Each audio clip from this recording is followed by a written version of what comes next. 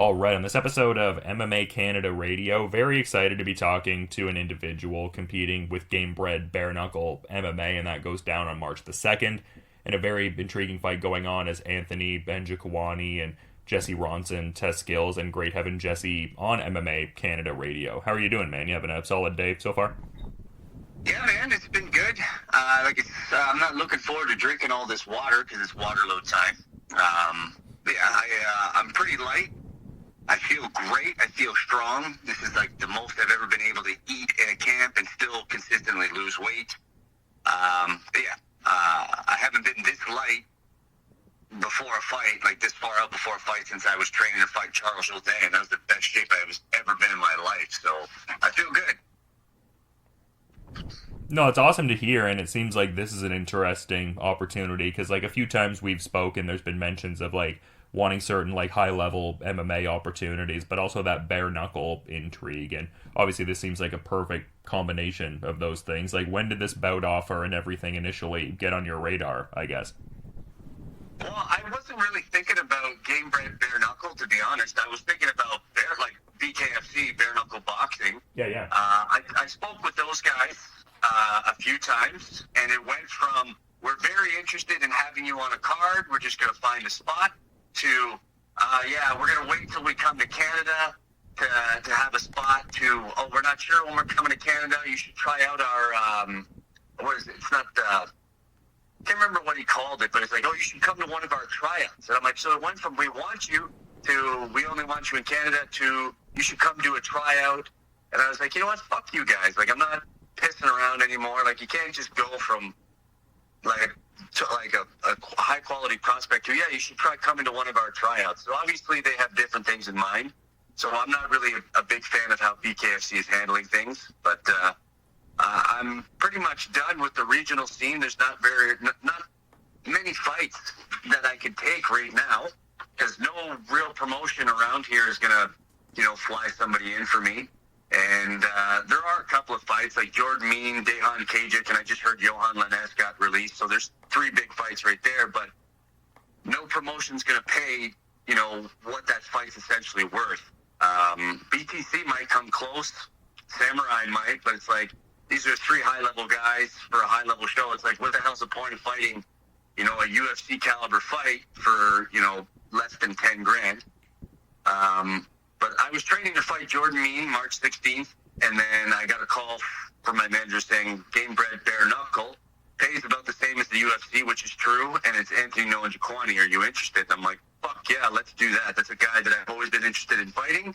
I like his style, striking-based. And a promotion where there's no salary cap. So it's like, they only signed me to a 1-fight deal, which is great. So it's like, I have a great performance and they want to sign me again. I can ask for a lot more money, right? Unlike the UFC where you sign a 4-fight deal, it's, you get this much money, you win, you get this much money, you win, you get this much money, right? So I'm very, very grateful and excited to be involved in such a big promotion. And like I said, there's no salary cap. Well, I imagine that's hugely refreshing after some of the, frustrating, timelines and some of the tendrils of the situation that you mentioned there, just with, like, certain fights being out there, but it's like, okay, am I going to get the purse for it? And, like, the BKFC, dynamics there and stuff like that. So it must be refreshing that things have came together in this certain way with Gamebred. Oh, 100%. And George Masvidal is a great dude. He spots, so he understands what it's like for fighters. Again, this is like, I'm getting like entry-level pay because it's my first fight for the promotion, and I don't mind that. But it's like I said, I get a big showcasing, a huge win. I can ask for a lot more money because this will be my 42nd pro fight, 40th pro MMA, but 42nd pro fight overall. So I think I kind of deserve to start making some of that big money. But the thing is, in order to make that big money, I got to show up and show out. So it's like, this is my last opportunity. I'm running out of time to make some money.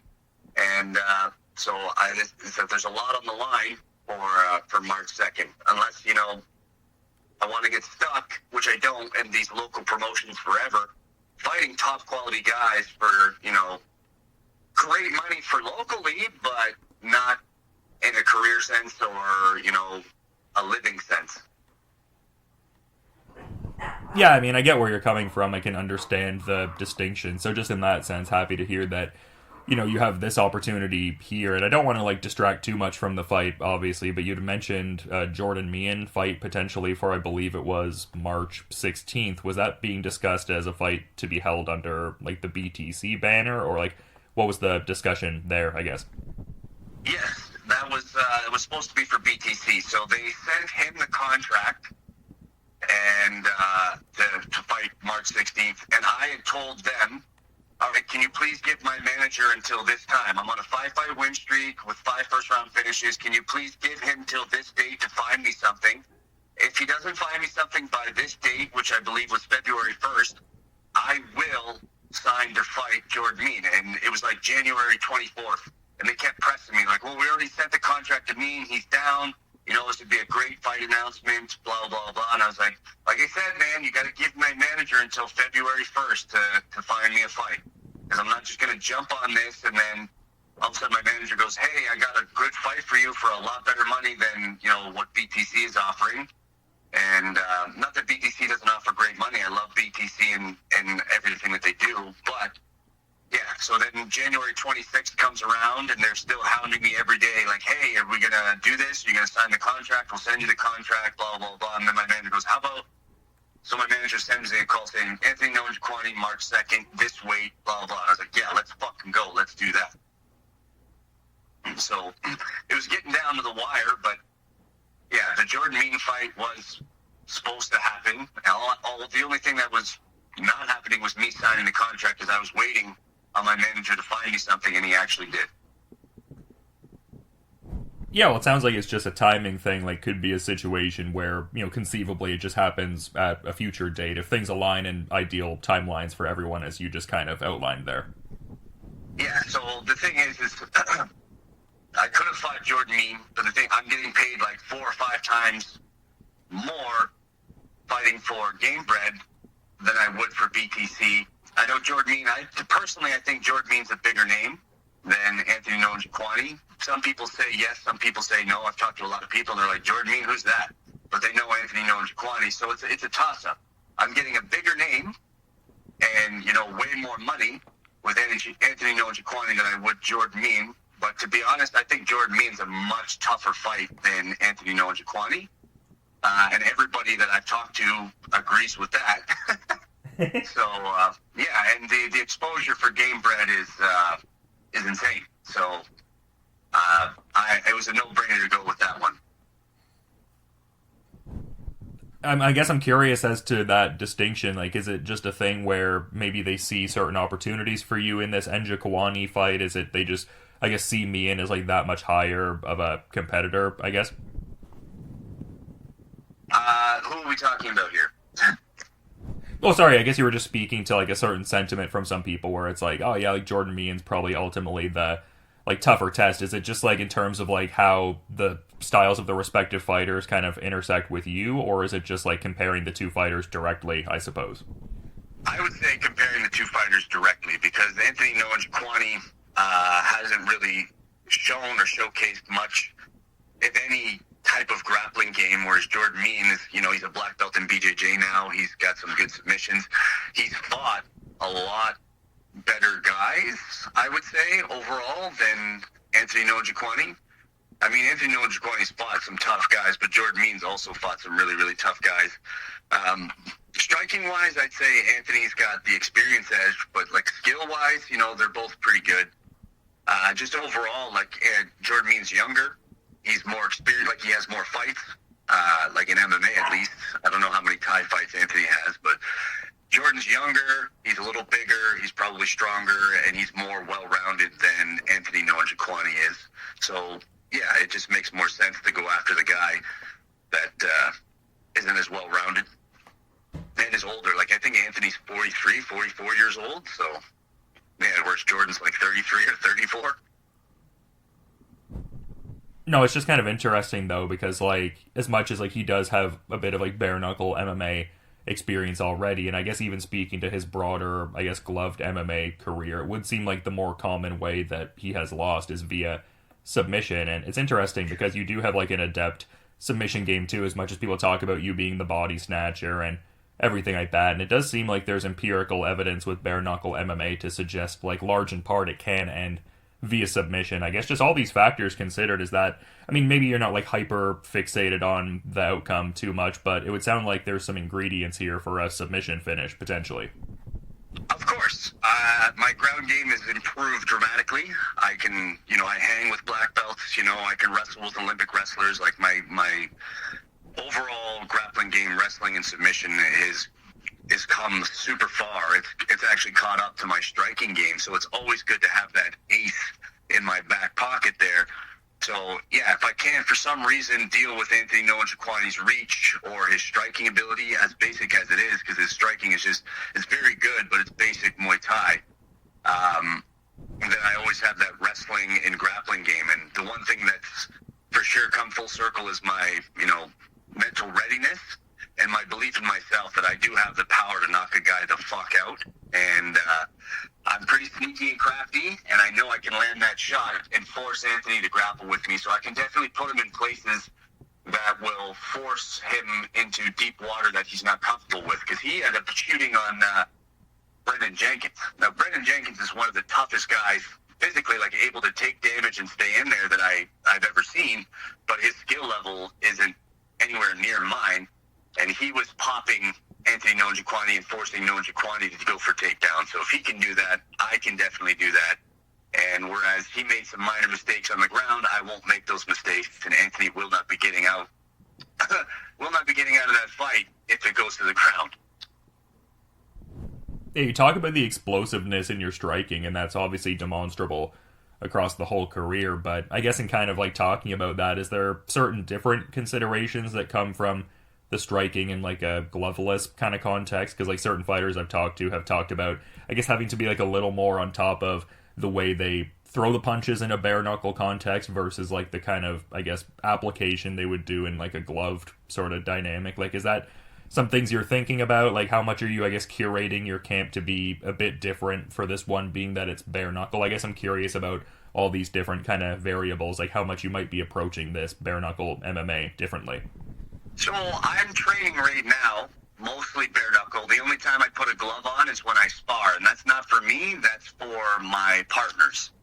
So it does change the way you throw and how you hit with a glove compared to no glove. So I hit the bag bare knuckle, I hit pads bare knuckle, I drill bare knuckle. Everything's bare knuckle unless I'm hitting an actual person, then I'll put a glove on. But I'm very confident with how I throw my hands. I haven't hurt myself yet, knock on wood, knock, knock, knock. But the glove makes a huge difference. The padding, even in a 4-ounce MMA glove, the padding still disperses the amount of damage that you take amongst what it hits. Whereas with a bare knuckle, it's the piercing point of a knuckle that, even my coaches are like, dude, you hit hard with a glove on. He's like, now that you're hitting bare knuckle, they're like, it's hurting their hands through the pad just from the piercing penetration of the punch. So imagine that on a cheekbone or on your chin, and like a Robert Hale style punch landing on that chin will probably break his jaw, right? So everybody said, yeah, they don't know, they're not scientists or whatever, but they said it's a dramatic difference in my power just from an MMA glove to a bare knuckle when I'm hitting the pads. They can't fucking believe it. And for some strange reason, I'm like 3 times faster without gloves on. You'd think an MMA glove doesn't weigh much, so it shouldn't affect my speed or whatever, the wind resistance, but I just flow and I throw so much faster bare knuckle than I do with a glove on. So yeah, it's gonna be a dangerous night for Anthony Njokuani if he wants to throw hands. And to that prior point about just like the visibility an event like this can provide you, just seems like such a stacked event. I mean, Junior Dos Santos and Alan Belcher readying to compete in the main event, and just like a deep card in general. Like, I feel like Gamebred Bareknuckle MMA has really done a great job with that and everything. And I mean, you've been part of big cards over the years, so not necessarily a stranger to it, but probably serves that idea of getting, more eyeballs on the performance and some of these things we've kind of talked about today. Yeah, this card is massive. I think George or Jorge said there's 11 or 12 UFC vets on this card. And he's just like, I want guys that can fight. That's the end of it. He's like, I don't care what they did, where they're from. If they're older guys, that's fine. It doesn't matter. Whereas the UFC kind of go, oh, he's older, it's done. Like, they want to get value out of it. Whereas George sees value, or Jorge sees value in the quality of fights, which is true. People don't fucking care if you're 41 years old and 39-year-old. As long as you put on a fucking firework fight, they're going to be like, holy shit, I want to see these guys fight again. Whereas the UFC goes, well, we want years out of these people. We want to be able to market them, blah, blah, blah, blah, blah, blah, blah. So I like George Masvidal's business plan, business approach to this, where he's like, I don't care if you're younger, older, you know, you've been to the UFC, you've done this, you've done that. Like, come on over, we're going to match you up. He's like, I just want to put on great fights for the fans. He's like, we're not looking to match up, you know, the 15-0 Russian grappler versus the you know, beaten up older striker, whatever it is, because we don't want to see people like an obvious lay and pray fights. He's like, we want exciting fights, so we're going to match them up accordingly. And I'm like, I like where this guy's coming from. You know, he's, like I said, he's reached to a lot of older talent and, you know, UFC veterans. And with that, lets me know that his pockets run pretty deep, because I'm pretty sure the price tag on Junior Dos Santos and Alan Belcher isn't fucking cheap, which lets me know that, you know, if I make it to that, well, when I make it to that level of, you know, title fight, that the money will be there. So, and again, he's the only bare knuckle promotion in the world, so all eyes are on that. Like, everybody loves bare knuckle boxing. Now imagine bare knuckle MMA with his fame and the size of this card and everything else. Like, there's going to be a lot of eyes on it. People love that raw, like almost street fight level dangerous intensity, and this is it. Yeah, and it really takes it back to, like, those, like, progenitor days of the sport where, like, the gloveless nature of it was so rampant. Like, as much as, like, the sport has evolved a lot in terms of technique and understanding, etc., like, is there a certain aspect here that feels almost like real, like, roots, like, you know, early days mixed martial arts in a certain regard? 100% it does. That's everybody says that about it, where it's like, this is like UFC 1, 2, 3, 4, 5, 6, 7. It's the closest thing to a real fight that you can get, but it's like, it's the only thing that's stopping us from killing other people is the referee. Like, there are actual rules. Other than that, like, it's a street fight with honor. Yeah, no eye gouging, no biting, hair pulling. Like, it's two guys going in there honorable, but, you know, bare shins, bare knees, bare knuckle, bare elbow. And we're out there trying to hurt the other guy as much as possible, like, try and kill him. Like I said, the only thing that's stopping us now is a referee. Like, it doesn't get more raw than that.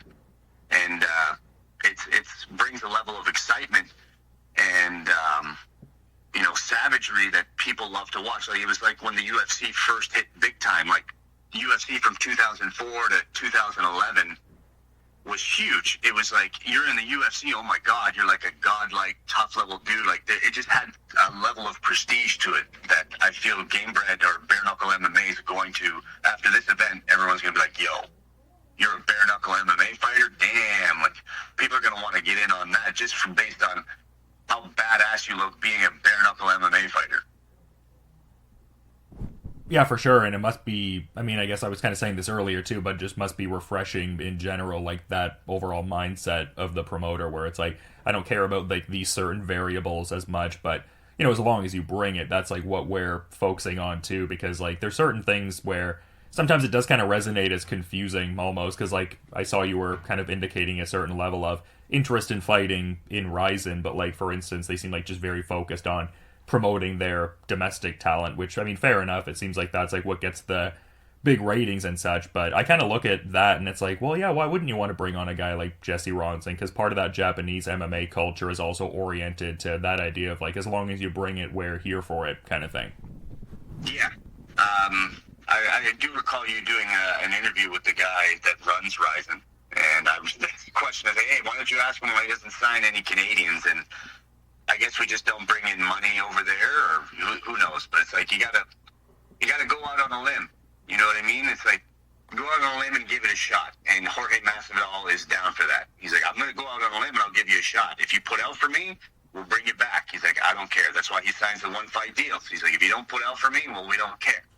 But if you put out for me, he's like, well, you know, we'll keep bringing you back. And I like promotions that are willing to give people a try. You know what I mean? Sir, I understand why the UFC does what they do, Again, they're like, I'm not saying Jorge Masvidal's not a money-making business. He'll make money. Don't get me wrong, but the UFC wants to control people the way they want to control people and make the most out of their money, or make the most out of them to make them the most money. It's I don't know. It's dumb. I don't like the UFC or how they operate, and I would never go back to the UFC unless it was like a stupid, insanely high amount of money.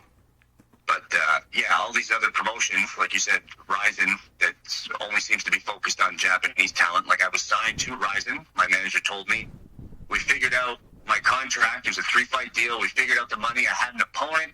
I had a date. I had a location. And then Ronson just goes, you know what? We're not going to do that. We're going to pull shoot. And so instead of sending me the contract, 3 days later, they just said, nah, we're not doing it. I'm like, what? Why not? You gave me the money. Like, you told me how much I was going to make. I was okay with that. You gave me an opponent and a date. Like, what's going on here? And then nothing just ever came of it. And I was like, well, what the hell? And then same with ONE FC. They boast that they're the best. They have the best striking. They have the best this. They have the best that. But yet they refuse to sign anybody that has any losses in the UFC or anything like that, because they don't want to water down their product. Meaning that if I go over there with my 5 losses in the UFC and no wins, and I start beating the shit out of their guys, they're going to think, oh, well, then our guys aren't as good as the UFC. I don't know what they're thinking, but they obviously don't have top quality, top level fights in mind. They're just looking, everybody else is just looking to be the number one. Oh, we got to be like, our promotion's better than their promotion type shit. Whereas Jorge Masvidal is like, fuck that. I don't care if my promotion's not as good as your promotion, but I can guarantee you that my fights are better than your fights. And I like that shit. No, I hear you, man. I can only imagine how frustrating it would be from a fighter viewpoint. Because, like, even from, like, my position, I see certain, I guess, talking points with the sport and, like, the optics certain people seem to be focused on. Like, I guess even because we're coming off of the weekend with that whole PFL versus Bellator event, it felt like there were so many people who were like, oh, Bellator almost clean sweeped them and da-da-da-da-da. Like, it just felt like such a weird thing to focus on in that context. Like, it could have been more of that perception of, like, oh, this is really cool. Like, what a unique event. Champions from different leagues fighting each other. But it's just kind of, I don't know, like, some of the optics of, like, people in the combat sports community strike me as very strange sometimes. I don't really have a question in all of that, but yeah. Yeah, the Bellator PFL event, they fucked up on that. Like, there was, way too much time in between fights. And, you can blame them, like whoever owns PFL, for making it look like, oh, it's us versus them. Wrong. It's you guys.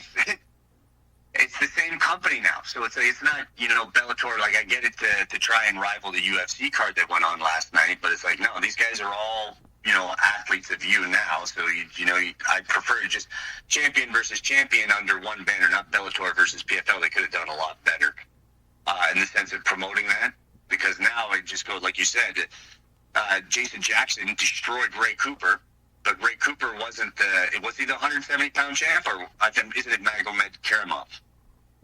Yeah, he had been the champion in, like, past years, but not, like, the most recent champion, yeah.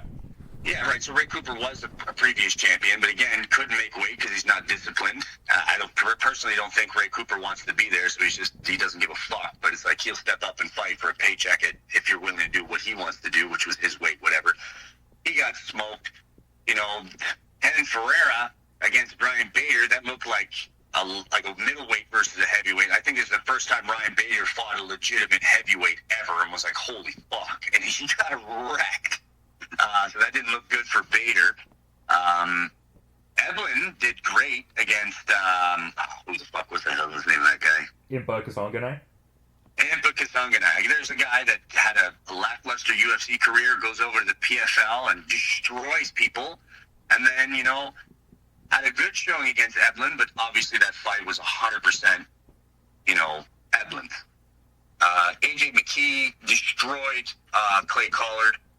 Right, so yeah, you're right. I guess Bellator did lay the boots to fucking PFL, but I said they could have done a better way of promoting it, and instead of us versus them, because now everybody's going, is Bellator still their own thing, or is there is it everything all under one league? Like, what are they going to do with that? But the one takeaway I have from that is that they did a cross promotion, which people have been asking the UFC to do for years. The UFC goes, why are we going to co-promote with you? We're not going to help boost boost your ratings. Was like, well, we're not asking you to boost our ratings. We just want to see if our guy can hang with your guy. And personally, I think the UFC is a little scared because they don't want their guy losing to another promotion. Which, who fucking cares? It's not like people are going to stop watching the UFC because fucking Leon Edwards lost to Jason Jackson. No. People love the UFC because it's the UFC. They love it because of what they do, not because of who their champions are or who's winning and whatever else. They love the league. So I don't understand why the UFC doesn't allow, cross-promotion, co-promotion to be. I bet they'd probably make a lot more money doing that. Yeah, I hear you. I mean, there's probably like a bit of a historical precedent set with Chuck Liddell fighting in the Pride Grand Prix, and maybe Dana felt a certain way about it after the fact, but I don't know. I mean, maybe I'm an antiquated fan from back in the day or whatever, but I just feel like it's cool to see these kind of things, but then sometimes you see commentary after the fact, and it maybe just feels like we're focusing on the wrong things almost. And I mean, I don't even know why I just thought of this. I guess you definitely don't have to get into it if you don't want to, but in mentioning the Ronson fight and how they had a particular opponent, etc. set, do you recall who the opponent was that they had lined up for you? I guess I'm just kind of curious as a random sidebar. He had fought in Risen once before. He was 17-2. His nickname was Tank. Okay. The only issue was it was one of Danny's guys. So my manager, this guy was also managed by Ruby Sports, but Danny manages a lot of the UFC guys, North American guys. So this would have been one of Ciatis' guys, one of Danny's business partners. I can't remember his name. It was an alphabet soup. He's from Azerbaijan, though, and that's where the fight was, November 1st last year. That's where it was going to be. His nickname's Tank, and like I said, he's 17-2 overall. But yeah, so the event was in Azerbaijan. This guy was from Azerbaijan, and they wanted me. It was a short notice injury replacement, and I was ready to do it. And then they just canceled. They just said no to me, and then they brought a Japanese guy in instead, which... If they already have a guy on the roster that's ready to do it, sure, why not? Why sign another person to a 3-fight deal when you don't have to, when you already have guys ready to go? But if they I don't know if they signed a brand new guy, a Japanese guy that never fought before. I didn't really look that much into it because I was just so pissed that they didn't send the contract. But, I wouldn't put it past them because I've seen, all they do is just have... Japanese guys they're not really outsourcing at all. The only way you can get into Ronson is if you're grandfathered in, aka your coach or somebody that you train with fought in Pride way back in the day from one of those gyms, or you train with Mark the Hammer Coleman, or somebody from the old Pride days is the only way you're getting into Ronson if you're not from Japan. Yeah, I mean, I hear you. It's just cool to hear, though, that you can get this opportunity with Gamebred. It seems like a good time to be a fighter who has a level of free agent mobility and stuff like that. So yeah, it seems like you've got a lot of cool potential options in the future, and it's cool you seem to be enjoying the Bare Knuckle MMA so much. Hearing you talk about things in the context of when you're going to be at a level to fight for a title with them and all these things. It seems like you're looking at this as more of a long-term focused kind of thing. So that's cool to hear. I would love to stay with Bare Knuckle 100%, if that's the case. But like I said, they're only signing me to one fight at a time. They don't want to lock anybody down, which is super fantastic. I love that. So it's I win this fight, I can go lobby somewhere else. I can be hey, who's paying the most, right? As obviously I would give Game, because they're taking a chance on me. If Gamebred said, hey, we want you, I would obviously go to Gamebred first. I have loyalty. I have respect. So if I start lobbying to say PFL goes, okay, well, we want to give you this much and this much for a contract, I'd be okay, well, let me talk to Gamebred. Hey, Gamebred, PFL offered me this much. What can you offer me? If it's close, then obviously I'll go with Gamebred because, like I said, I have loyalty and respect because they're actually taking a chance on me, whereas PFL didn't, and so on and so forth. But I like that it's only a one-fight deal because now, like I said, on a good showing, a good win, I can ask for, they can't just be hey, we're going to give you XYZ amount of dollars. Like I said, with the UFC, you start off at 12-12. Doesn't matter how spectacularly you win or who the fuck you fight. It goes up to 14-14 after that. Whereas Gamebred, I get this much money. I have a huge fucking win. Everybody's talking about it. It's everywhere. Gamebred goes, holy fuck, this guy's, generating us some money. I can ask for this much money, or I'm not going to fight unless you pay me this much money next. And it's up to them if they agree to it or not. right? Or I can, like I said, because it's only one fight, I can go elsewhere, right? Because a win over Anthony Njokuani, if that would be great. That'd be 6 wins in a row. You know what I mean? So there are a lot of options out there, but, you know, bare knuckle, I just like it. I feel comfortable with it. And yeah, again, like I said, it's the only organization right now in the world that's recognized. So you win, you become the best. You are literally the best bare knuckle MMA fighter. You may not be the best fighter in the world, but you can claim to be the best bare knuckle MMA fighter in the world if you're a champion in Gamebred FC. Now, how many people out of 8 billion can say they're the best in the world at something at any given time? That's what excites me the most. Yeah, fair enough, man. I mean, truly exciting times, and I've been talking to you ahead of a few of these fights over the years, and just, yeah, happy. It seems like you're in a really good place in a lot of different regards, and I thought it was kind of funny. It was after one of your BTC fights, I think it might have been BTC 21, you were talking about, like, how good it is to, like, land a body shot and, you know, see their reaction to it, and then you were like, oh, it's better than sex, but then you were quickly like, oh, no, it's not better than sex, but it feels really good, so maybe it's going to feel even better with the gloves off when you're landing those body shots and all.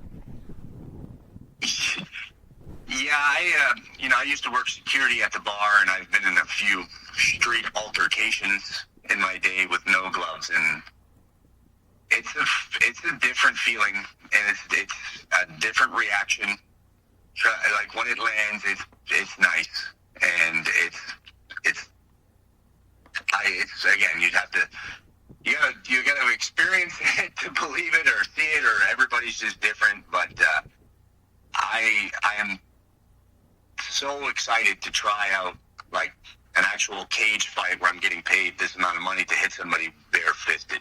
It's ridiculous. Like, I haven't been this excited. Like, I'm nervous, don't get me wrong, but, like, it's more like I can't wait. I want to see. Like, I wish I was watching me do it, but I'm actually going to have to live it. Like, a lot of people said that I was born and bred for, like, no glove shit. And my coaches even said, like, again, with a bag glove or an MMA glove, I hit hard, but they're like, the difference in speed and power without is something else. So I'm just really looking forward to next Saturday. Yeah, I mean, I think that's a shared sentiment among anyone that's seen you fight and then readying for you to enter this slightly newer permutation of MMA. So just really intriguing stuff, man. And I'm sure I could ask you a ton more questions, but I've been keeping you for long enough, I feel. So yeah, is there anything maybe you want to add as a parting thought as we're kind of wrapping up, man? On what level? A parting thought as in... I've said everything I need to say. Like, it's just next Saturday, you guys got to tune in and watch. It's, you know, 2 high-level strikers going at it with, the UFC experience and everything else. It's going to be a fight that you won't want to miss. Like, somebody's going down for sure, and it's not going to be me. I believe I have the power edge, the speed edge, the strength edge. You know, I'm younger, which is, you know, it's very rare for me to say that these days. It's just, I feel I'm more durable, I'm younger, I'm more explosive, more exciting, I can take more.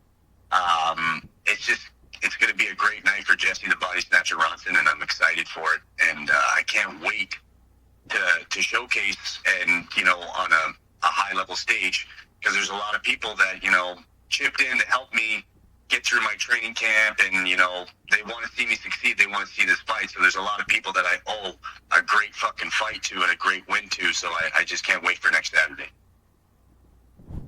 Yeah, when I saw the poster, I just had to get some insights from you ahead of this. Just looks like such a great fight, and like we're talking about a great card. Bare Knuckle, you know, Gamebred Bareknuckle MMA rather, is putting on March 2nd, and just thanks so much for the time, man. It was great getting to have you on MMA Canada Radio. I'm looking forward to checking out this fight when it goes down, but you enjoy the rest of your day, and thanks for the time, Jesse. All right, you too. Thank you, Dylan.